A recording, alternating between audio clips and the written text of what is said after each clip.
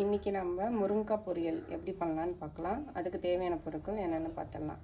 அதுக்கு நான் கடுகு, கொஞ்சம் பூண்டு, 2 வெங்காயம், 1 தக்காளி, 2 முருங்கைக்காய், கருவேப்பிலை, அரை மூடி தேங்காய் துருவி வச்சுருக்கோம், தேவையான அளவு உப்பு, 3 ஸ்பூன் குழம்பு மிளகாய்த்தூள்.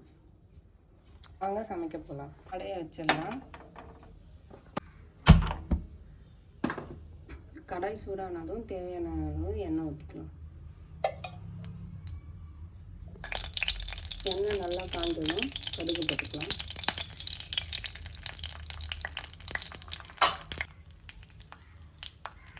கடுகு பொரிஞ்சதும் எடுத்து வச்சிருக்க கருவேப்பிலை போட்டுக்கலாம். கருவேப்பிலை பொரிஞ்சதும் எடுத்து வச்சிருக்க பூண்டு வதக்கலாம். பூண்டு லைட்டாக வதங்கணும் எடுத்து வச்சிருக்க வெங்காயம் போட்டுக்கலாம்.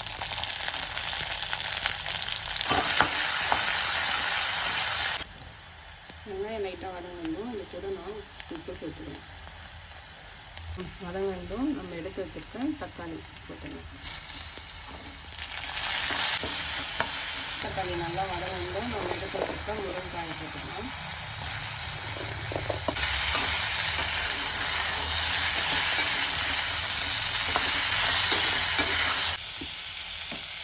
முருங்கைக்காய் லைட்டாக வதங்கணும் நம்ம 1 கிளாஸ் தண்ணி ஊற்றிக்கிறோம்.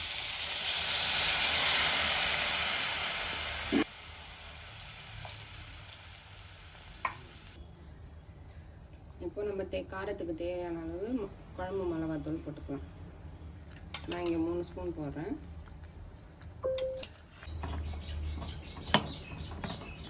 நம்ம ஊற்றின தண்ணி நல்லா சுண்டிடுச்சு. இந்த ஸ்டேஜில் நம்ம துருவி வச்சுருக்க தேங்காய் போட்டுடலாம்.